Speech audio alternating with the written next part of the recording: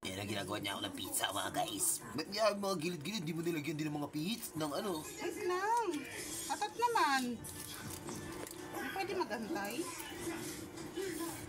Grabe. Hindi ko makita yung pang ano natin ng cheese, kaya ito na lang.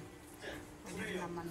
Pinanggamit mo ng pang ano ng sabon. Eh, meron pa naman iba nun. Tatlo yun, di ba? Andun sa drawer. Okay na. So, okay na yan. Mga kahayorps! Ginagawa na ako ng pizza ng aking asawa. Kaano? Kahayorps! Anong hayorps? Hayorp! Ano yun? Anong term yan? Secret ko na yun. Nga ka na naman sa secret mo. Asarin mo na naman ako. Ha? Lagyan ko kaya ng ano tong pagkain. Banda rito. Yan, yan. Cheese. Yan, yan. Mga kahayorps! Alin mo, baka maano ng meta yan na akala ano yung sinasabi mo. Okay na? Okay na. Hindi ko, lulutuin mo pa yan. Itutoast mo yan. Di ba pwedeng diretso? Hindi siya maluluto. Okay, fine. O, ilagay ko. Lagyan din namin ng bacon yan, guys! Woo! Mga kahayop ko! Tulungan mo kayo!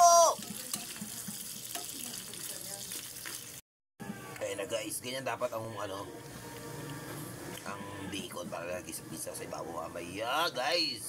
Guys, yun na, binibi ko na yung pizza. Wait lang kayo dyan, guys. Ganyan kataas ang numero na ano yun, para bahala na. Ino nyo naman, medyo muntik ako na makalimutan. Nalagyan namin ng Parmesan cheese. Pwede na yan, guys.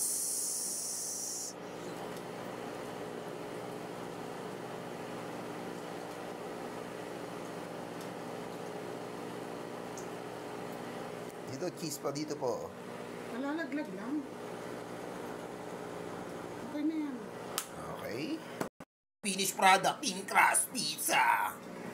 Pakita mo naman ang kagat. Pakita mo naman ang kagat. Pakita mo naman ang kagat, girl.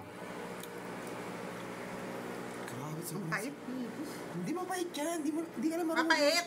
Over ka kasi. Sinabi ng saglit lang. Hindi ka na Hindi marunong. ko ano? Sayang yung effort ko. Okay. Sayang mo effort ko. Okay, bye guys.